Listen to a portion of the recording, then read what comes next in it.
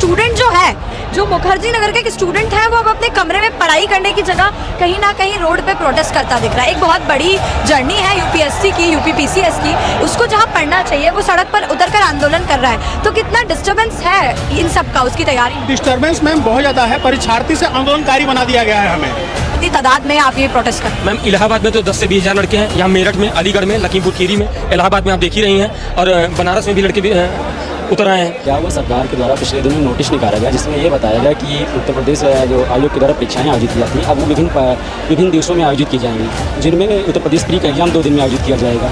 अब 2 दिन में अगर परीक्षा आयोजित किया जाए तो किस शिफ्ट का पेपर कितना टफ है, किस शिफ्ट का पेपर कितना आसानी है, कैसे निर्णय होगा? इसी में सुप्रीम कोर्ट का एक फैसला आया है जिसमें उसने क्लियर कर दिया खेल के बीच में खेल का नियम परिवर्तन नहीं होगा, और ये संवैधानिक बेंच द्वारा दिया गया है। और पहली बार ये भी क्लियर कर दिया गया कि खेल कब से शुरू होता है, जब से आपका नोटिफिकेशन आ जाता है तभी से खेल शुरू हो जाता है। ऐसे कौन कौन से एग्जाम है यूपी में जिनमें धांधली लगातार होती आ रही है? पिछले दिनों लगभग इतने भी हमारे यहाँ विज्ञप्ति आई, इसमें एग्जाम हो, चाहे उत्तर प्रदेश वीडियो का एग्जाम हो, आरओ पेपर लीक हो, Uttar Pradesh police paper leak हो, टेट पेपर लीक हो, नर्सिंग पेपर लीक हो, तो इसका तो पिछले 4-5 सालों में एक लंबा इतिहास रहा है। एक डर तो ये भी है कि अगर इन्होंने जैसे अगर हमारी मांग नहीं मानी, नोटिफिकेशन को लागू रखा, मैम कुछ लोग चले जाएंगे अदालत में और फिर ये मामला न्यायिक हो जाएगा, तो मैं फिर ये सालों साल घिसता रहेगा। नमस्कार, आज हम आए हैं दिल्ली के मुखर्जी नगर, जहां पिछले 1 हफ्ते से लगातार निरंतर यूपीपीसीएस के खिलाफ प्रोटेस्ट चल रहा है। आप मेरे पीछे देख सकते हैं बड़ी तादाद में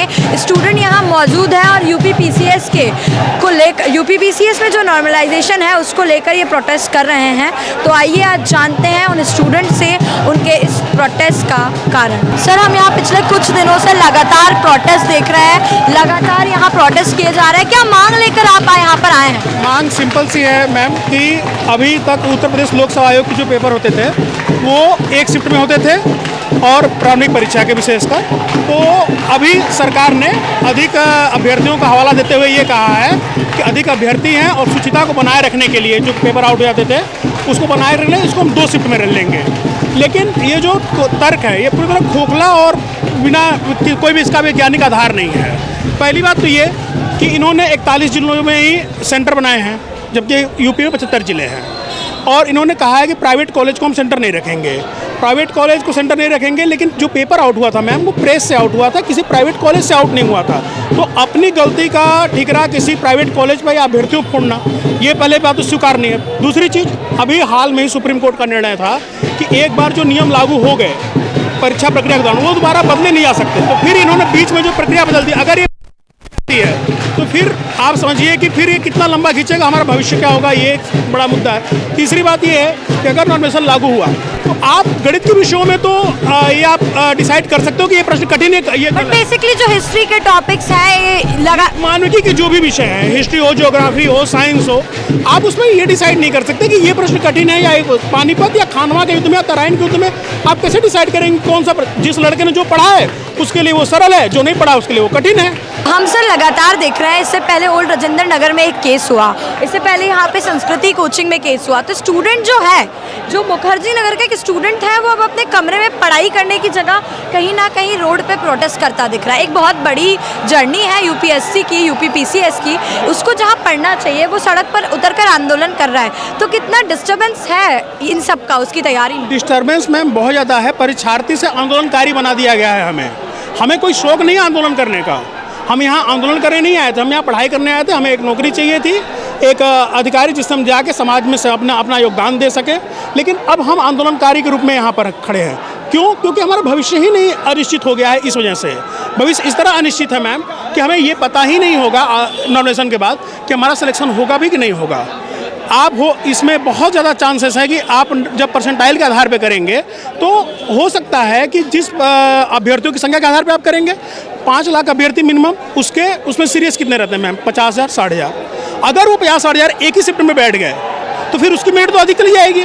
तो फिर घाटा किसको हुआ? वो जो गंभीर अभ्यर्थी है, और जिसमें कम बैठे हैं उसमें वो उतने गंभीर भी नहीं है लेकिन उनका सिलेक्शन हो जाएगा। नॉर्मलाइजेशन का सबसे बड़ा ड्रॉबैक ये है मैम कि हमें पता ही नहीं चल पाएगा कि कौन बंदा कितना सीरियस था, किसने कितनी पढ़ाई करी थी। सर, पहले कोई अटेम्प्ट दिया है आपने यूपीपीसीएस का? सर पहले भी क्या पहले नॉर्मलाइजेशन नहीं होता था, नहीं होता था। पर अब जब हम बात कर रहे हैं तो हमें पता चल रहा है कि नोटिफिकेशन में पहले ये नहीं था लेकिन अब चेंज कर दिया बाद में गया। मैम ऐड किया गया है। तो मैम एक डर तो ये भी है कि अगर इन्होंने जैसे अगर हमारी मांग नहीं मानी, नॉर्मलाइजेशन को लागू रखा, मैम कुछ लोग चले जाएंगे अदालत में और फिर ये मामला न्यायिक हो जाएगा, तो मैं फिर ये सालों साल घिसता रहेगा। फिर आप ये बताइए कि साल भर से ऑलरेडी हम लोग कब से पेपर होगा, पहले मार्च में था, फिर अक्टूबर गया, फिर अभी इन्होंने दिसंबर में रखा, फिर ये पेपर चला जाएगा न्यायिक पहलू के रूप में। तो आप ये बताएं कि फिर हमें कब हमारा भविष्य क्या होगा।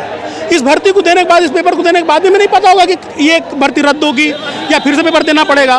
तो क्या आयोग को इस पर विचार नहीं करना चाहिए कि ऐसी चीज़ों में हम क्यों अपना हाथ डालें जिसका भविष्य अनिश्चित हो जाए। तो ये सबसे बड़ी दिक्कत है मैम। और दूसरा तो आप नॉर्मलाइजेशन का मैंने बताया ही आपको क्या समस्याएं हैं। इसमें हम लकी ड्रॉ सिस्टम कर देंगे, कोई मतलब ही नहीं रह जाता आपकी योग्यता का, आपके पढ़ाई का, आपके मेहनत का। जब लकी ड्रॉ सिस्टम होगा कि आप जिस शिफ्ट में बैठे उसमें पेपर परीक्षार्थी कम बैठे या उसकी मेरिट कम गई, आपका हो गया, मेरा नहीं हुआ। ये हम लगातार देख रहे हैं कि जो यूपी पीसीएस को लेकर प्रोटेस्ट कर रहे हैं स्टूडेंट, जिन स्टूडेंट को कमरों में बैठकर पढ़ना चाहिए, वो निरंतर सड़क पर खड़े हैं। तो जो मांग लेकर ये आए हैं वो मांग इनकी सुनी जानी चाहिए। हम और विद्यार्थी से पूछते हैं कि वन शिफ्ट में वैसे हो और नॉर्मलाइजेशन ना हो, क्योंकि मानविकी विषयों में नॉर्मलाइजेशन का कोई औचित्य नहीं रह जाता है। राधा कृष्णन समिति की सिफारिश थी कि नॉर्मलाइजेशन ले आया जाए, लेकिन वो सीजीएल के पेपर के लिए थी, जो इसमें मैथ पूछा जाता है, केमिस्ट्री पूछा जाता है। आप हमको ये बताइए इसमें आप नॉर्मलाइजेशन लागू कैसे करेंगे? सर पहले नोटिफिकेशन आया था जिसमें ये था कि नॉर्मलाइजेशन को लेके कोई बात नहीं थी, लेकिन दोबारा नोटिफिकेशन निकाला जिसमें नॉर्मलाइजेशन को लेके बात है। तो ये जो सरकार ऐसी दो पक्ष की बातें कर रही है जो अब आपके लिए इतना बड़ा मुद्दा बन गया है, इसमें आप क्या कहना चाहेंगे? दरअसल सरकार पेपर कराना ही नहीं चाहती, इस गवर्नमेंट की पॉलिसी ही यही है कि वो गवर्नमेंट जॉब देना ही नहीं चाहती, तो इसके लिए विभिन्न प्रकार के बहाने बना रही है। आप हमको ये बताइए 17 मार्च को पेपर था, उसके बाद पेपर एग्ज़ाम टला, आप 6 महीने से सेंटर नहीं निर्धारित कर पा रहे हैं। इतनी बड़ी जनसंख्या है प्रदेश की, इतने विद्यालय हैं। सर कितनी भारी तादाद में ये प्रोटेस्ट हो रहा है? हम देख रहे हैं कि सिर्फ दिल्ली का ये प्रोटेस्ट नहीं रहा है या सिर्फ ये इलाहाबाद का प्रोटेस्ट नहीं रहा है, ये यूपी के हर शहर में हो रहा है। क्या मांग है आपकी और कितनी तादाद में आप ये प्रोटेस्ट कर रहे हैं? मैम इलाहाबाद में तो 10 से 20 हज़ार लड़के हैं, यहाँ मेरठ में, अलीगढ़ में, लखीमपुर खीरी में, इलाहाबाद में आप देख ही रही हैं, और बनारस में भी लड़के भी उतर आए हैं। और मेरी मांग यही है कि जैसे एग्ज़ाम पहले कराया जाता था वैसे अगर सरकार आपकी मांगे नहीं सुनती किसी कारणवश, तो आप ये हम 7-8 तारीख को पेपर नहीं देंगे, हम वहीं आयोग पे ही बैठेंगे, पेपर देने नहीं जाएंगे, पेपर का पूरी तरीके से बहिष्कार करेंगे, वहीं बैठेंगे।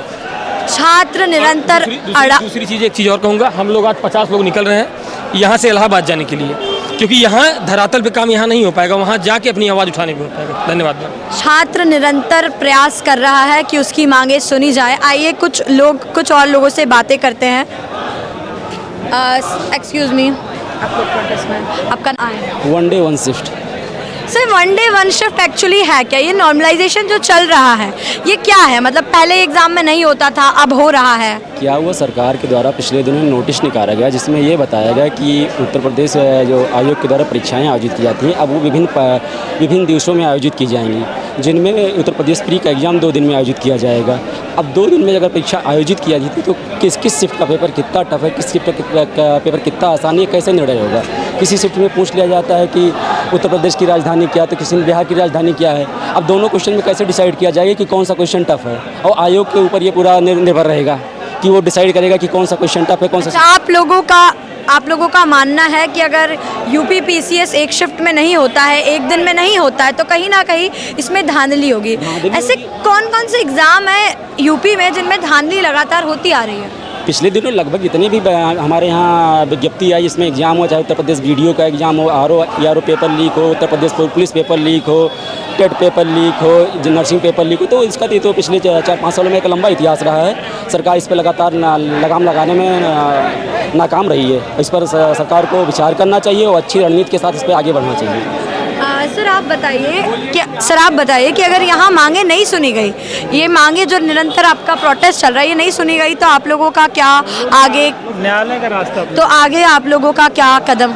जब हाल ही में सुप्रीम कोर्ट का एक फैसला आया है जिसमें उसने क्लियर कर दिया खेल के बीच में खेल का नियम परिवर्तन नहीं होगा, और ये संवैधानिक बेंच द्वारा दिया गया है। और पहली बार ये भी क्लियर कर दिया गया कि खेल कब से शुरू होता है, जब से आपका नोटिफिकेशन आ जाता है तभी से खेल शुरू हो जाता है। सर एक और बात बताइए, जो ये मुखर्जी नगर है ये यूपीएससी का हब माना जाता है, लेकिन मैं पिछले कुछ दिनों से देख रही हूँ कि कहीं ना कहीं एक आंदोलन का हब बन गया है। कितना ये आप लोग कर रहे हैं क्योंकि आपकी मांगे हैं, तो कितना डिस्टर्बेंस है ओवरऑल? बार बार ये जो कभी ओल्ड राजेंद्र नगर के केस हो जाते हैं, कभी कोचिंग के केस हो जाता है, कभी स्टूडेंट को इतनी सारी समस्याओं का सामना करना पड़ रहा है, तो क्या क्या समस्या और है जो मुखर्जी नगर का, ओल्ड राजेंद्र नगर का एक स्टूडेंट फेस करता है? गवर्नमेंट को मतलब कुल मिला के ध्यान देना चाहिए। जैसे हम लोगों का बीपीएससी का पेपर 13 दिसंबर को लगा हुआ है, अभी यूपी पीसीएस ने अचानक से नोटिस जारी करके 7-8 दिसंबर को 2 शिफ्ट में कर दिया, तो स्टूडेंट मानसिक रूप से परेशान हो रहे हैं। जैसे हम लोग धरना दे रहे हैं तो पढ़ाई नहीं हो पा रही है,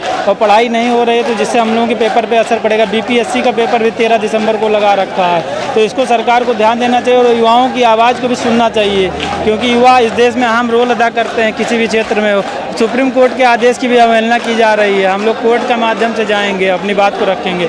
अब गवर्नमेंट देखिए, आपको क्या लगता है अगर इतनी तादाद में युवा खड़े हुए हैं यूपी में, देखें हर शहर में युवा ही युवा दिख रहा है, तो आपको क्या लगता है आप लोगों की मांगें सुनी जाएंगी या नहीं? मतलब आप इसका अनुमान नहीं लगा सकते, लेकिन क्या लगता है आपको सरकार क्या फैसला लेगी? ये उम्मीद तो है सुनी जाएगी मैम, और क्या कर सकते हैं, नहीं सुनेगी। उम्मीद पर दुनिया है जी, वो नहीं सुनेगी सरकार तो हम लोग न्यायालय का रास्ता अपनाएंगे। जैसा कि आप लोगों ने देखा कि निरंतर ये प्रोटेस्ट चल रहा है, हम आशा करते हैं, हम उम्मीद करते हैं कि जो स्टूडेंट प्रोटेस्ट कर रहे हैं, आंदोलन कर रहे हैं, इनका आंदोलन कामयाब हो और जो मांग लेकर ये आए हैं 1 डे 1 शिफ्ट, ये मांग इनकी सुनी जाए।